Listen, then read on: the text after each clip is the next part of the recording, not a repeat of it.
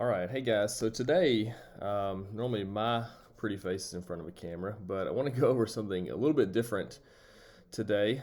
So I'm doing a screen recording here, and I want to talk just a little bit about partnership meetings or quarterly reviews. You guys all have different names for that.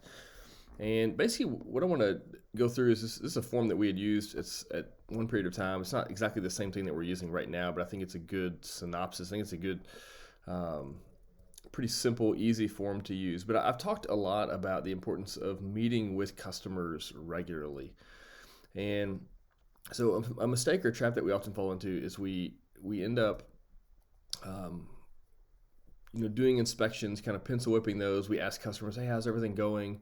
Some pretty open-ended, generic questions when we meet, and we really don't build substantive relationships, and we don't often do a good job of adding value or showing the customer our value along the way.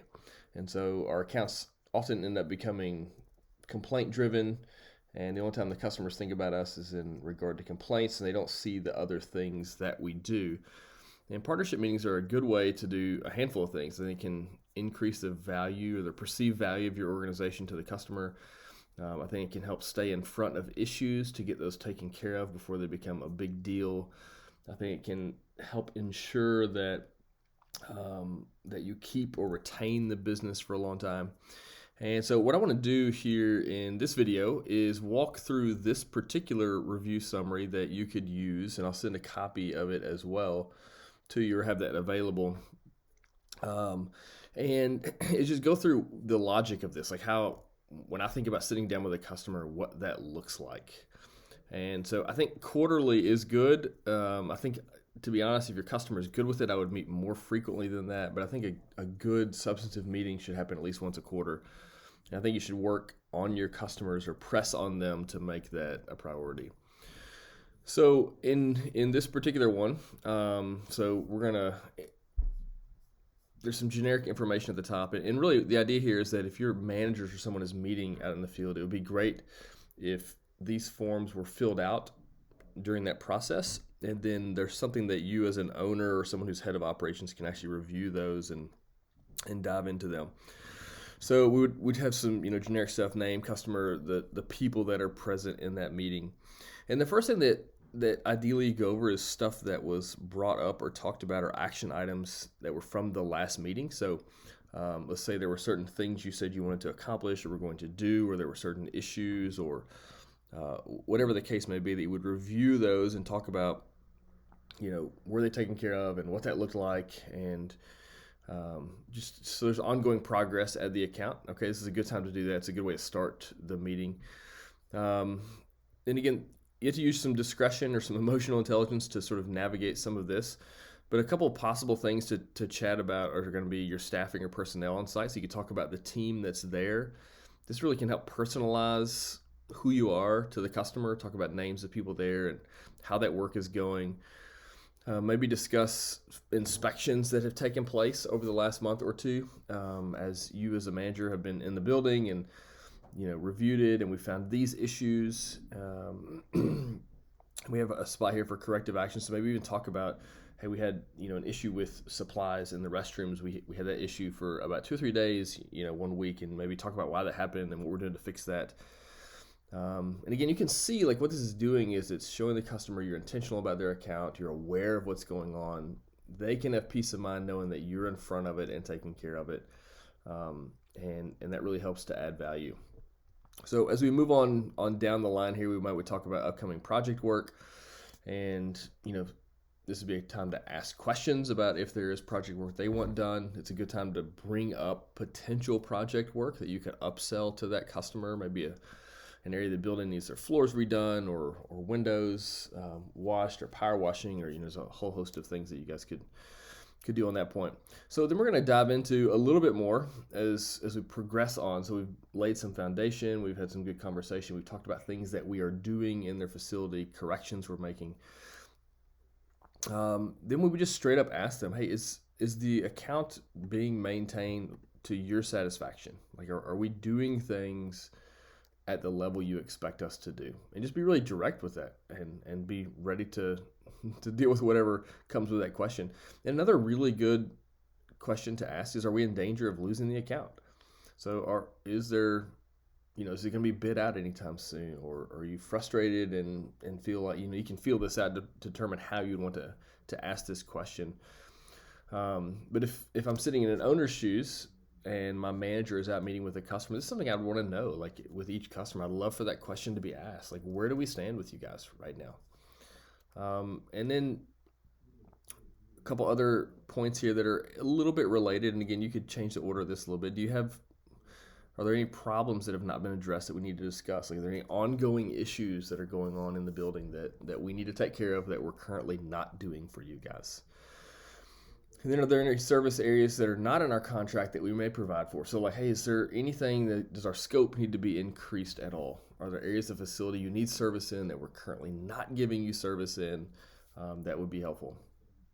Again, all good questions. They're really just trying to feel out all the various areas of the account, all the potential needs or frustrations or concerns of the customer, and to address them all during this one particular meeting.